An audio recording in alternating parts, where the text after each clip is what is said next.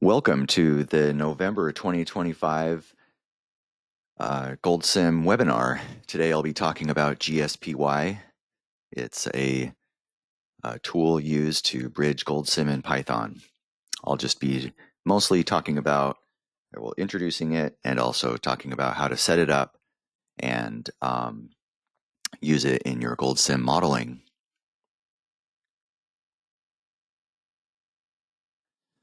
So what is GSPy? This is a DLL compiled in C++, and it works as a bridge, or you could also think of it as a translator for information that you're passing from GoldSim to Python, and specifically a Python script that you write, and then back to GoldSim again. So what does it do? It has two functions. The main one being that it is this connection or bridge, but also that it has some built-in logging and error reporting, which I'll cover.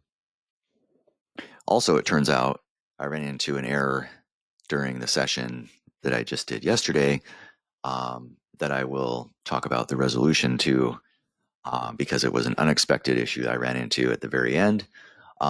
So those of you that are attending this one and attended yesterday as well, then we will discover the solution.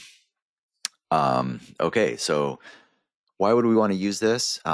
We would want to use this for integrating or making use of some sort of Python library or existing functionality that you might have there that you want to integrate with your model. So use cases would be complex equations, calculations, processing data, information either to or from GoldSim, and maybe numerical solvers, something like that. So to access this tool, you can go to our public GitHub site, and the link is up there at the top under GoldSim/GSPy. And then over on the right, you can see that there's a link for the latest release, which is that version that's shown there, 1.8.8. If you click on that, the release, you can get the example files and the DLLs. I've compiled two DLLs. You'll find there. One is using Python 3.14, and that's the one I'll be showing you and using. And there's another one there for 3.11, just because my understanding is that 3.11 is just after a pretty major update. So I figured those would be the two, 3.14 being the latest at the time of when I was building these. Okay, so the overall architecture and how everything is all kind of put together here is that it requires four things. And so obviously you have the GoldSim model, and it will be talking to the DLL, which I just mentioned, where you can download that from. And the DLL is kind of the thing that's working as a bridge, talking to everything. And it requires a JSON configuration file that will, it needs to be a static file that's read before anything else happens. And then we have the Python script, and that's your custom script that you have that you want to interact with GoldSim. So you need those things, and they talk to each other in the way shown in this diagram right here. And then below is a screenshot of one of the examples called the simple test. That's one of the examples you can download. In there, I can't remember if the DLL is already in there, but anyway, when you get the DLL, you can put it in there. It needs to be in the same directory. That's how the GoldSim model is set up right now, because it points to a relative path, which is just the name of this file. So it needs to be, but you could move it. You just have to change the GoldSim model to point to it. And you can see there's a JSON configuration, and then there's the Python script, the thing that says .py. You'll also see there's a log file probably in there, and that was from a previous run. That's generated when you run it. And you can ignore this folder, this PyCache folder that actually you don't need. And like I said, the log file is just generated automatically. So you don't need that to actually execute a run. Okay. Let me start by showing an example. So this is a pretty good example just because it relies on some existing Python libraries out there that make the problem in GoldSim easier to solve, but still uses a lot of GoldSim. So here's a flow network, and it's not really it's a non-trivial kind of problem that you can't just solve explicitly by specifying diversions at different points to supply water. It has multiple supply points, or in this case, well, there are multiple demands for water at different locations. And then you have different locations where you can get the water from. And you have return flows. The combinations of those things happening. Oh, and you also have priorities for each of these diversion points. So they can't just take whatever they want. They need to look at their priority system and make a decision based on how much water is available and the fact that there's return flows that come back to a central or a point where some other diverter can take water. It makes it fairly complicated to solve this. So a good way to solve this kind of problem is an LP solver that essentially is going to try to maximize the flows to the most benefit. And we can assign benefits. Well, we can actually do the opposite, a cost. So a greater cost is associated with a shortage at the highest priority user, that kind of thing. Anyway, it turns out it can be solved using LP optimization, linear programming optimization problem here. And so it turns out that this is pretty straightforward to set up once you make use of that library in the Python script. But all we need to do is we need to provide the Python script the essentially the you call the boundary conditions and constraints of the model, and we need to understand how we want to optimize it. So what we have here are some inputs. So for example, we have inflows that come in. We have I'm calling these targets, target A, B, and C. Those essentially are the demands for the water. That's how much water they want to get. And then we have some efficiencies at the return flows. So those inputs, and then also the priorities, we put those in to the solver, and it comes out and it says, this is how much you can divert at N1. This is how much you divert at N2. This is how much you divert at N3. So then in these, and let me just go to the model, actually, that would be easier. Okay, so here's the actual model. So you just go into N1. This is an allocator, and you have an optimized flow rate that the Python script is telling us, and we just put that in. So it just defines the flow automatically on each time step. So if we go, well, let me go back to the slide so I can finish explaining this. So, oops, here we go. Okay, so what it does is it says it wants to minimize the shortage cost. So there's a cost associated with any shortage that happens at the supply points A, B, and C. And in our case, the highest priority is B, the second one down. And this is a river system. I guess I didn't explain that yet. This is a river system. Imagine starting with N1, flowing water to N2, and then N3, and then finally out of the system below. And we have random inflows coming in over time at each point. And then we have, when water's used, a portion of that returns back to the next node down. And so that's what these efficiency EA, EB values are for. Anyway, our constraints are a few things. We need to have mass balance. We can't have negative flows, things like that. So we put that into the script, and then it calculates these flows automatically for us. Okay, so if I go up one level in this model, oh, and by the way, you can see a chart over here. It shows us, B is the green line, and it's showing it's always getting its supply, which is 0.5. And while the others are being cut back from what they want, the green line remains fairly constant except for at time step day number 2.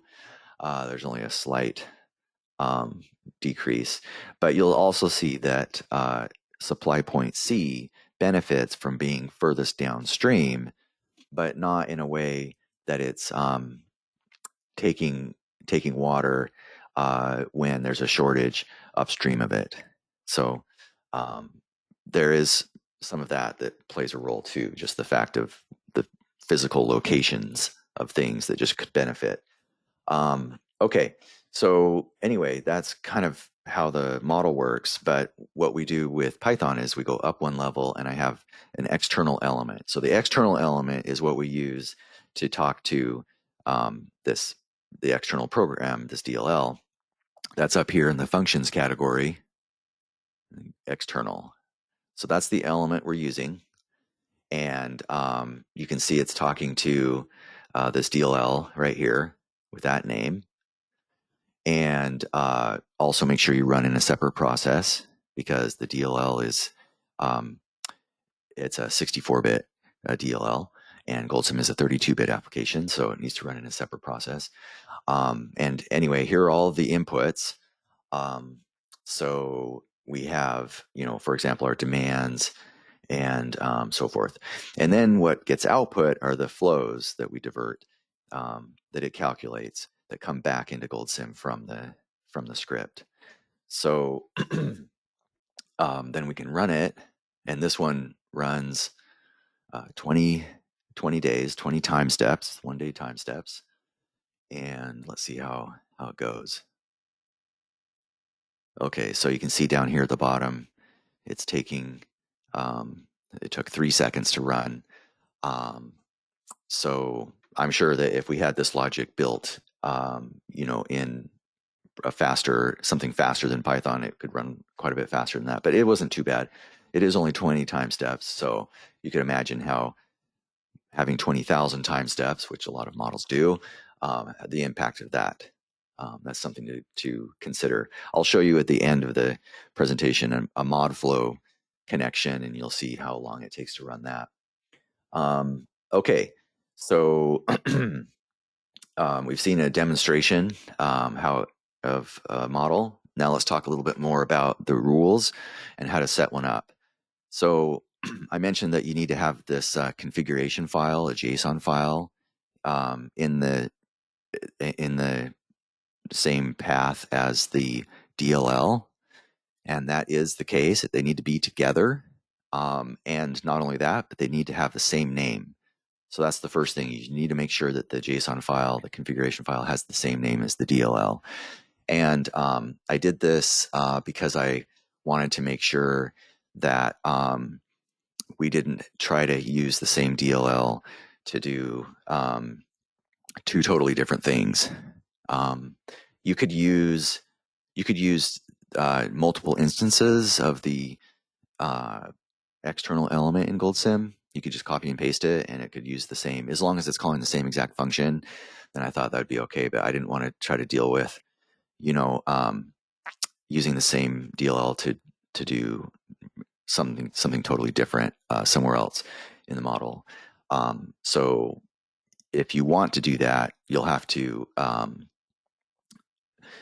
make a copy and just change the name and then have a different JSON file. But anyway, what this does is it essentially ties together that GoldSim external element that you're looking at and an exact Python script function, and making sure that those are that it's tied to that. Also, you have to specify the path to your installed Python environment, and the DLLs that I've compiled can be used with Python 3.1.4 and Python 3.11.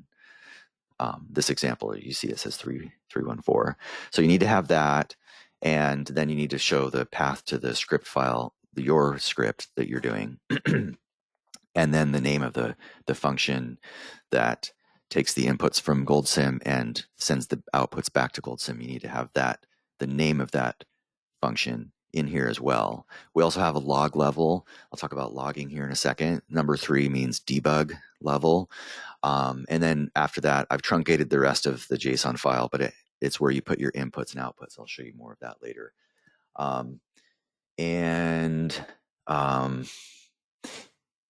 Yeah, we can talk about more things about that later. Okay, so there's two main things you need to have set up for this all to work, and that is that you need to have your Windows system path set up with your Python path. You need to add your Python path, your Python executable path to your Windows system path. So that needs to be done, and it needs to be exactly that version, 3.14 or 3.11 on your path. And that might require, your IT administrator to help you with that. And then your configuration file, the JSON path, it needs to also reference that same path that you put there. So those two things need to be in place. Okay, and then another thing is when you run the model, if you get a generic error from GoldSim, it tells you something that you're not sure what that means, and it might say something like unable to load the DLL, or it could be a number of things. Always go check to see if a log file has been generated in that directory, and this is the log file that the GSPy generates. And if it did not create one, then that means there's probably a path issue, most likely. There's something going on there with your environment that's not consistent with what we need. So that's a good way to kind of figure that out initially. If there is a log file that's generated, then that means it made it further and it found Python. And then you should be able to get some information from the log file, more specific information from there. Somebody asked, have you tested for 3.13? Could an environment be used as well to define this in libraries? Well, it turns out that when I first was working on this earlier, I was using 3.13 and it was fine. But since then, I've decided, I would have to say no, I haven't tested it, not recently. So I don't know. But you could try it. Maybe it works with one or both of these. But if that's a requirement, I would say just try it out, see if it works. But I'm not sure on that question. Okay.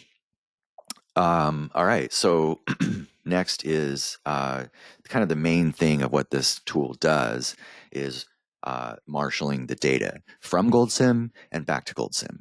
And the challenge with all of this is that because it's Python, it's a dynamic. It's just a different environment than C++, and it's dynamic, and it's a managed programming language that you have to load the environment, and just a lot of things are different.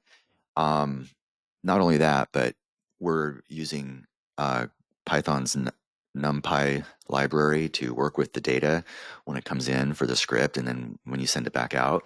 And all of that needs to just be essentially translated, going back and forth between GoldSim and Python.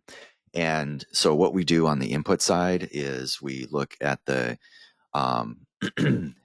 we get the pointer to the data, so we go to the same place in memory and view it, and get that information that way. And then on the way, and there's a function, you can look it up. It's this function that's listed down here, PyArray simple new from data. That's the name of it, and you can read about it, and that's what it's called, is zero copy. I didn't know about that until I started looking at this one, but apparently it's really fast. And then on the output side, it has to use this mem copy that you see down here. You can look that up, and that's how we get the data back from the Python script back to GoldSim using this DLL. So that also is very fast as well. Okay. The next thing is this max points. I just wanted to say this is critical just because you don't want to go over this number. And what this is on the output side. So, and it's in the documentation. You can see it for time series and lookup table. You just have to allocate enough space. So it needs to be greater than, just make it some number that's greater than what you would expect would ever be coming out of your time series that you're creating in your Python script before you send it back to GoldSim. You have to give it this number. So just give it a conservative, larger number, and you should be fine. But this is just, you want to make it big enough that you don't plan to ever go over it. And the only reason for that is because if you do go over it, then this is one of those errors that I'm not sure we could, that we could gracefully get out of. So it could maybe,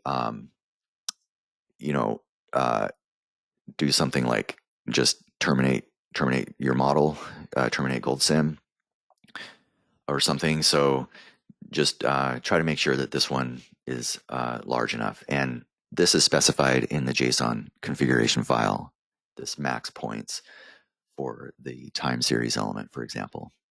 But like I said, this is in the, it's all in the README file in the documentation.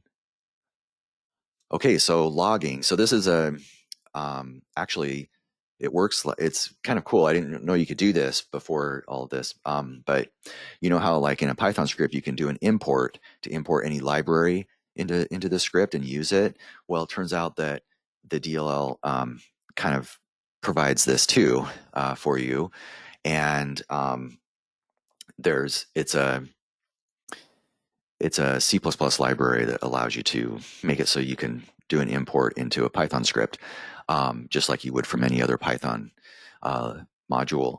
So you can just import GSPy, and that's the name of it, the module.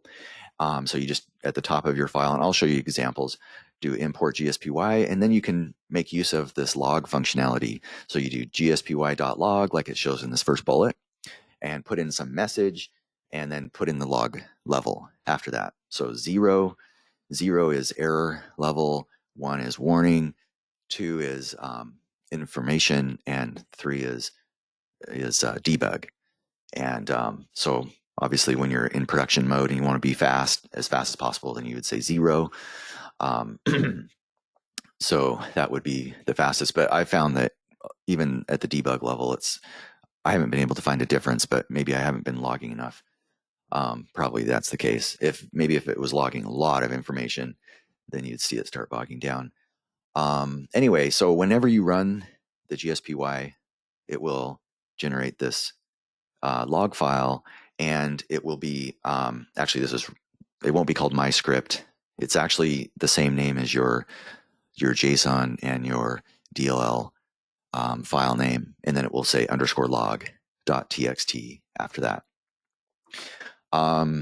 Okay, so it combines information coming from two sources, both GSPy, the DLL, and from your Python script. It can be writing both information from both of those. So what that means is it'll have information can be coming from it that you didn't explicitly tell it to log, right? It's just coming from, maybe there's something happening that it decides to log. Maybe, for example, it cannot find a library, or I don't know what else there might be happening. But I'll show you what it logs automatically, and then you can compare that to what you can tell it to log. So you want to avoid print statements just because they're not going to go anywhere. That's not going to do anything from your script, that is. And anyway, so you set the log level in the JSON configuration. And also just a note, the GSPy log that we're generating here, this is totally separate from GoldSim's run log. So those are two totally different things. Okay, error handling. So there is also error handling. I'll show you that. So the GSPy module, you can do gspy.error, and it will, I made it, the only thing it can do is just send in a 1 code back to GoldSim. So on the GoldSim end, if there's some bad error that happens, you'll just, on the GoldSim side, it'll just say error code 1. But then you go look at the log, and it will tell you there's this function here called format exc on a traceback. So essentially, whatever error you have, if you hit an error, you can get the actual message of the error and print that in the log, which is useful. And I'll show you an example of that. Okay, so let's go to the examples. So the first thing I want to do is I want to talk about this error that I got in the previous session. So let's talk about errors.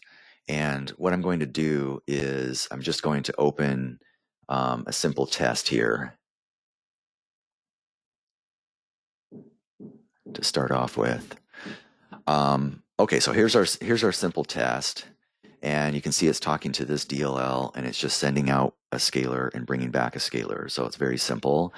But I'm going to also put on one side the files and then this on the other. Okay, so let me run the model. Okay, I ran the model, and then you see that the log file is the date modified, just updated. So I just wrote to it. So I open this, and you see it's got quite a bit in here because it's at debug level. So it's got debug and info coming in. Anyway, what you'll see in here is all the things it's doing. You'll see here it's looking for the Python interpreter. It finds it. It loads then libraries that are needed. And like I said, the DLL, it uses NumPy to work with data. So that's always you'll always see that coming in. Any other libraries that you need will be coming in. And then right here, so it's figuring out how many inputs are coming in and how many outputs it needs to send back. So that's reported. Anyway, we get down at the end, you can see, before we get there, there's a warning. Input scalar is negative, but it's proceeding with the calculation. So you could have a situation where maybe the script can't run anymore because maybe it's a divide by 0 or something. You could still continue running the GoldSim model and have it just report something. And you could do that by just logging it as, you could log it as an error or a warning, and it would just keep running. The GoldSim model would just keep running, and it would just keep reporting that. So that's one way to deal with an error that you might have in your Python script. But another way to do it is, I'll show you that.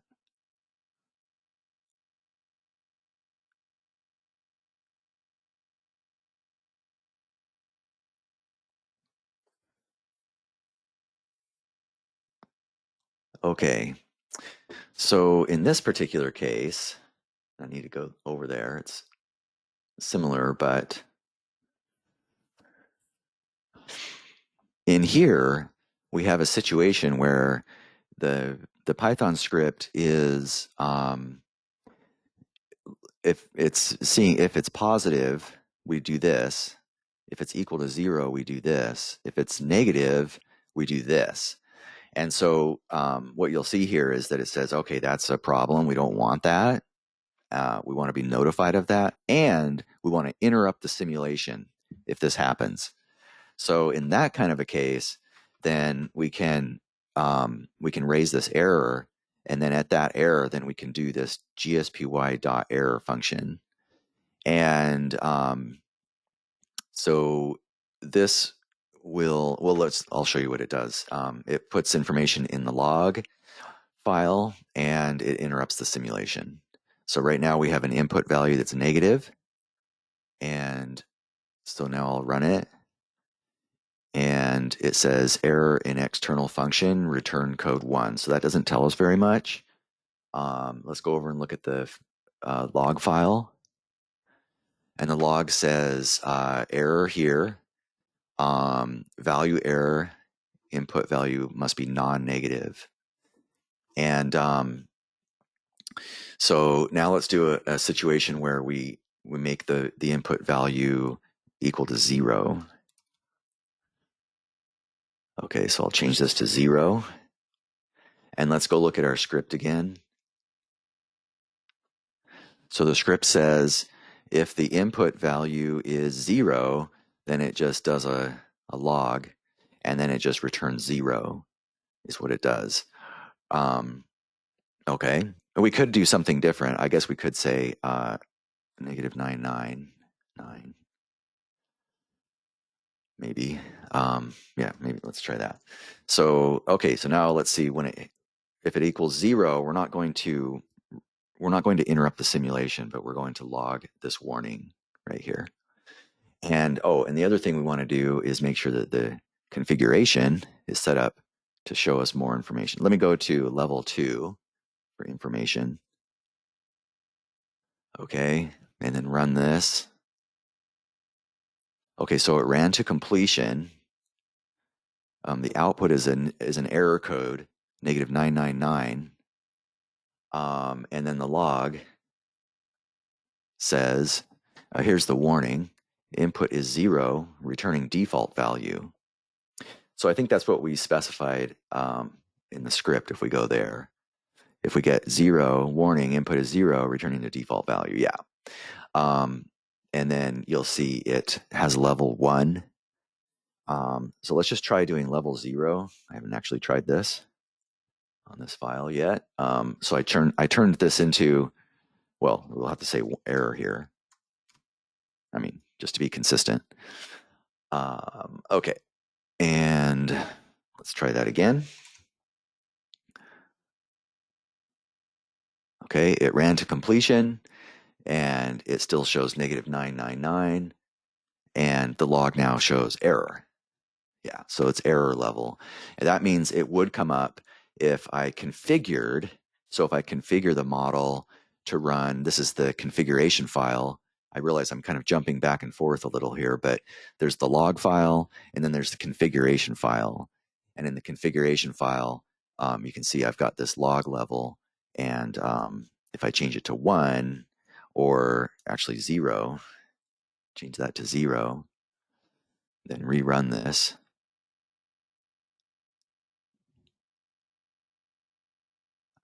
Then look at our log, and then you can see it only shows the error there. So anyway, okay, so that's error handling.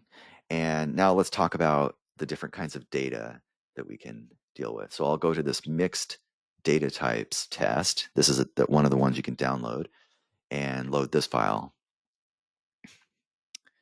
Okay, so this file, I'm just trying to give it, kind of all the different possibilities, although it isn't everything, both on the input and the output side. So on the input, I've got scalars, vectors, matrices, time series, 2 different kinds of time series. One that's looks like a scalar, and another one, well, they're both scalars. I'm not really sure why I'm doing 2, but anyway, probably just because of the ordering. I wanted to make sure that it could handle them at the beginning, at the end, or any order of different kinds of data. Anyway, on the output side, I've got scalars, vectors, matrix, time series, and lookup table. But keep in mind that I have another example here called lookup table tests and time series tests. And those are examples where I've got all the different kinds of lookup tables, 1-dimensional, 2-dimensional, and 3-dimensional lookup tables. So you can do all those tests. But anyway, if we go, let's look at the JSON file for this mixed data test. So here it is. You can see it's got a lot in here. So I have the same things as we talked about earlier up here, but the next part is the inputs, and you can see there's indentation going on. So with this type of file, indentation is important. And I think I'm just using, double spaces for each indentation. That was just the default. But I think the actual number of spaces doesn't matter. It could be 2 or 4. Anyway, I mean, it could be anything, I think, as long as it's indented the same for each grouping. Okay, so anyway, for each input, you need to give it a name, a type, and a dimensions. And so if it's a vector, then you need to specify, it's hard-coded in here, just a number, and this needs to match the dimensions of the vector that's coming in. So if I go to the external element interface and I look at this first input, you can see it's a v1, this is a vector. I go to edit, and you look at the type. It's this it's an array called array 5. It just has 5 rows in it, is the way I set it up. But if you ever change this, then you would need to also change this here. So that's the one thing you need to make sure you always do. And anyway, so for a matrix, you would say, 3, 2 for 3 rows, 2 columns, etc. So that's how you set that up. And that kind of ties everything together with the script. So let's go ahead and cover the situation where we run into an error, the error that I ran into yesterday. So in that case, I was running this model, this flow network I was talking about earlier. And the thing about this one is that I was pointing to an older version. And that's why when somebody asked earlier, did I test this for Python 3.13? And I had originally built this particular model with that, but have since then gone with a different version. So anyway, here, let's just change this configuration to look at that Python configuration. The other thing I want to do is let's take a little look at that. If I go to a command prompt and I type where Python, then it tells me the different versions that I have. And you can see here that I don't have 3.13 anywhere. I don't even have it. So it's one matter if you don't even have it. Another thing if it's not on your path. So both of those things have to happen. Anyway, I don't even have it. And so if I come in here and well, I have so many of these open. Let me just close everything and make sure I'm opening the right one. Okay, so for this particular model, I need to open this configuration file. And right now it's pointing to 3.13. It's a version of Python I do not have. Okay, so let's see what happens when I try to run this. Okay, so it gives me this error, and it's a fairly generic error. It happens to be during a call that where it's getting the number of arguments. But what we really want to do is look at the log here. So I'll go over here to the log, and it's showing me that it's having a problem importing a module NumPy. And so here's something that I just wanted to mention, and that is that we start doing that because it's always needed, but it might not be the ultimate root cause of the problem in this particular case. It turns out that, well, yeah, I don't even have this version of Python, right? So yeah, it's not going to find anything, but it didn't actually say, well, I couldn't find Python 13, so it didn't do that. So that's just one thing to just keep in mind, and it could kind of maybe fool you a little bit. So it's important to know that you have the right version and that you have it on your path. And so that caused that problem. But the other thing that could happen is you could have the right version. Let's just go with 3.11. Let's say we want to use Python 3.11. So let's also look at what installed external libraries I've imported for that version, and that's with this command. You can see it's up above too.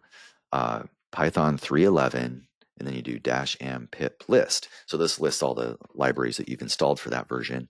And when I hit enter, you'll see that it has some things. It has an old version of NumPy, but it doesn't have the PULP library that's needed for the flow network solver. So we're already missing some things here.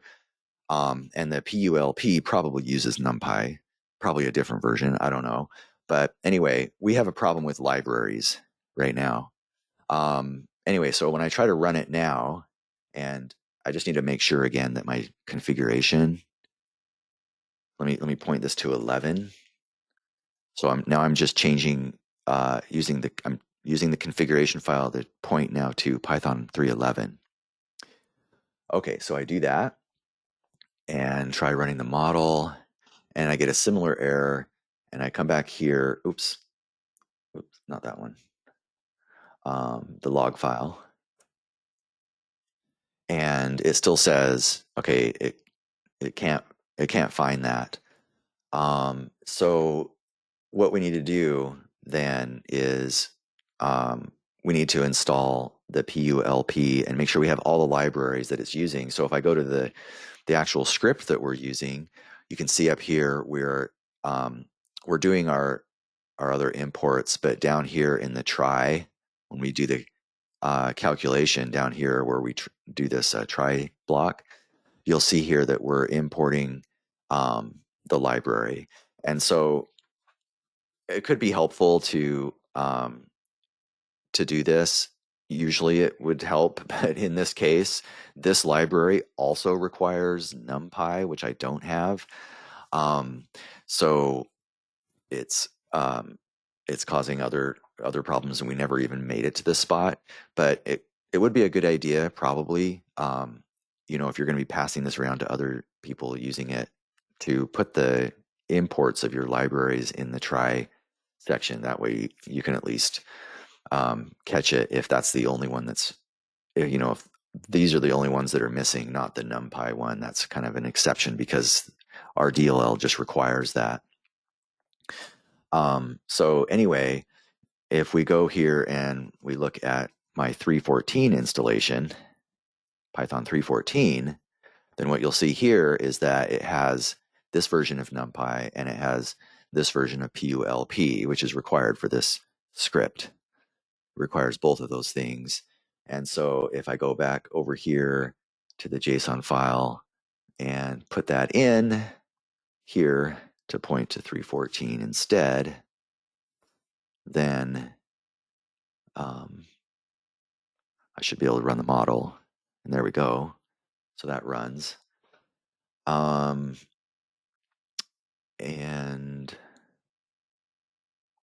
there was one other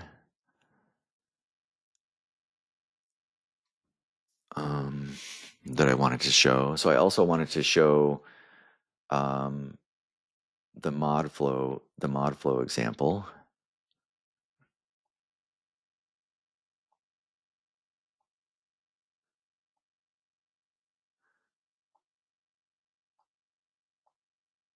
Okay, here it is.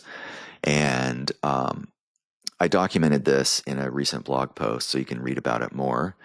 But this model is using ModFlow to simulate this grid where we have a well at some location. The grid, this diagram shows up being located at grid cell row 10, column 10.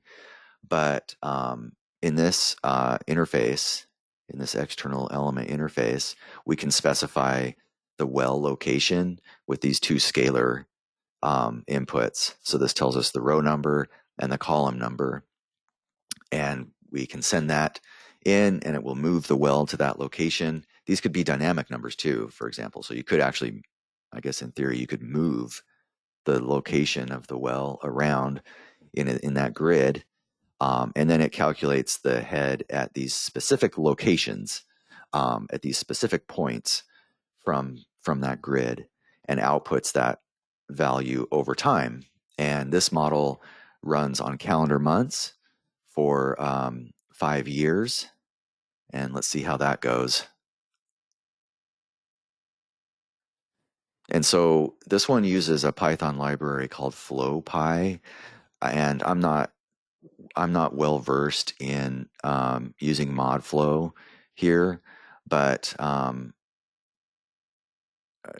it takes a while on the very first run, I found.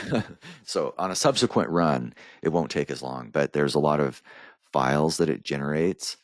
When you run it, you can also see the screen is kind of blinking. And so this is something that this FlowPy integration does. It's working with the compiled ModFlow program, and it's doing these things behind the scenes. So I haven't looked at, how to prevent that from happening. But anyway, it is running through time here, as you can see at the bottom of our screen, and it completed. And so what it does is it runs for this 5-year period on monthly time steps, and on each month it calls the ModFlow model, and in our script we hold on to the state that it calculated, so that on the next time it updates, it can go back and find that state and continue forward, and that's how it holds on to the state as it moves through time. So it's the script that's also helping with that. But anyway, it was not too difficult. Thankfully, we have this Python library called FlowPy that makes it really easy to work with the ModFlow program. So this is a case where you could start looking at using larger tools to integrate with GoldSim. So yeah, so that's pretty much everything I wanted to demonstrate for you. And so I'll be happy to take any questions that you might have. I see here's one question somebody asked. Previous GSPy examples, such as FreakC library, for example, does not use the JSON configuration. Yeah, so you'll have to continue using that older version for that implementation there. What I mean is the older version of that GSPy. And so if you still need a copy of that, I can go get you a copy if you need that. But it should also be available. I think it is in our model library. You can just download it from there. But that in that case, in that particular example, you would need the old version still. Somebody else asked, is there a recorded version?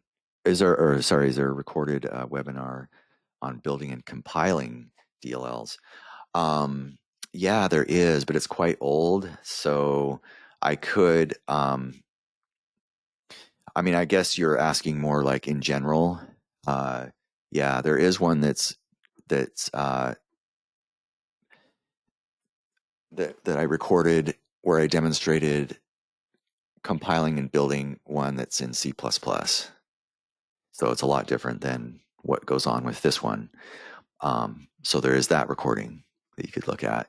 But if there is enough interest, I could also do another recording or another webinar on that end of things for building and compiling for this one. But I don't know if that's really what you're asking there. Somebody asked, could you have done all of this in GoldSim without the DLL? So that's a good question. In the case, it depends on which one we're talking about. So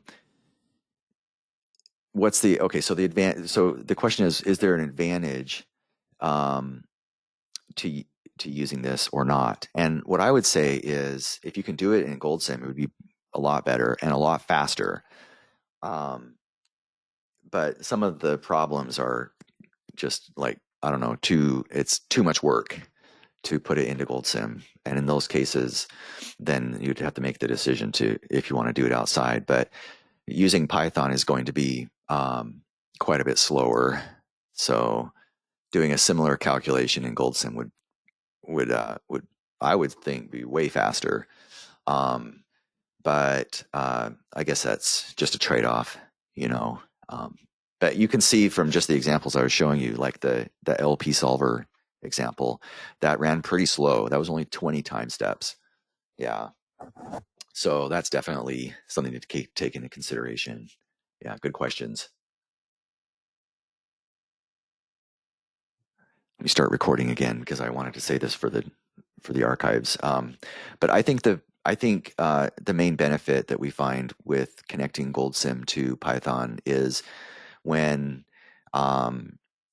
when you can at least hopefully minimize the runtime of the script significantly, to the point where it's not going to significantly impact your overall simulation run.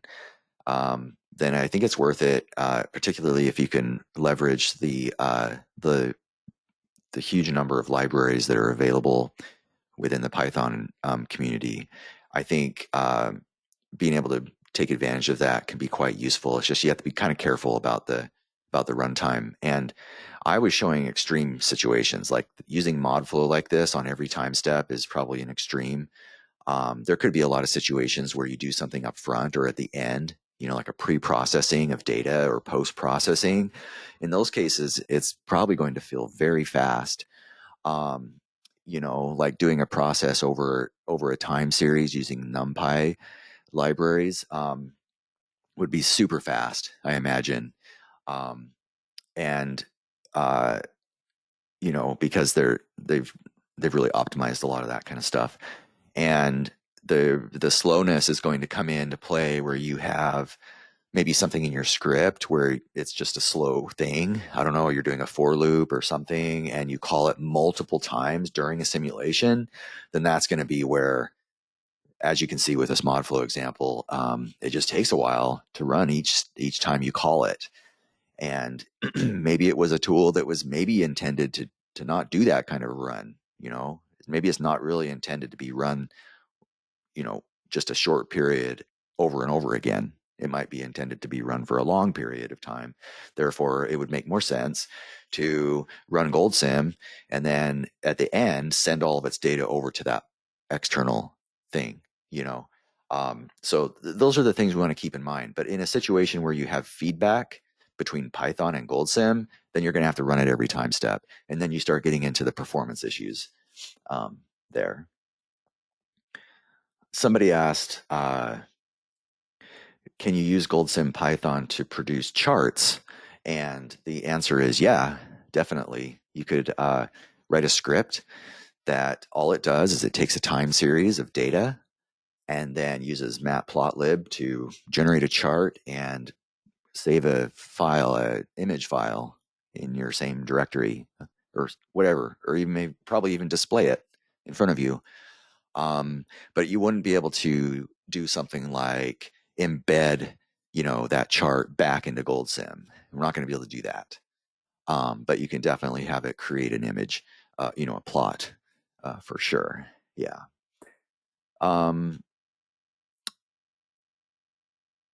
Somebody asked, the previous version of DLL integrated with FreakC, though you can connect FreakC to Python, then Python to GoldSim. Is it better to use the JSON method?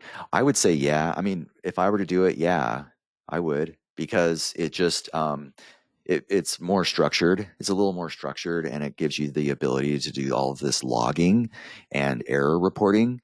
So I would do it that way. I know it requires resetting that up again, but that's how I would do it. The next question is, where can we download the example files? So let me show you. I have to pull up the website. So you go to github.com and then GoldSim and then GSPy. And then over here on the right, see where it says GSPy version 1.8.8. Just click on that or just click on releases. And that's where you can get it. That's where you can download it. It has the zip file of the examples and also the DLLs. Somebody asked, I have used Python integration to get a flat file out of GoldSim instead of crosstab. Okay, so like a spreadsheet, probably. It would be great to get a flat file out of GoldSim directly. So like you can export time history results to a text file I don't know if you knew about that, but that could be done directly from GoldSim without the use of doing a DLL. So, but maybe you're talking about some other kind of format of data. That's the most common thing that's exported. All right, so, oh, flat file like a database. Oh, I see. Yeah, so we don't have that possibility that's built in. So yeah, you would be, if you wanted to get that automatically saved into a database table, then you would need to use probably a DLL to do that. Yeah. And I would be curious to know what kind of data we're talking about from GoldSim, whether that's final values or if that's time history or distribution results or multivariate, or what kind of results we're talking about, just out of curiosity.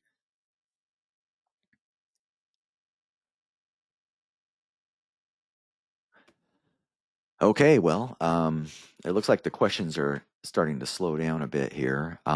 So I will be happy to take any other questions after the presentation if you want to send them to me.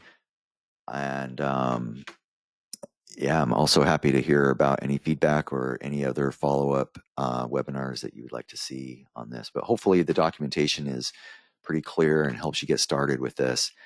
I hope it works out. And please do let me know if you run into any problems. All right. And thanks for joining the webinar, and see you next month.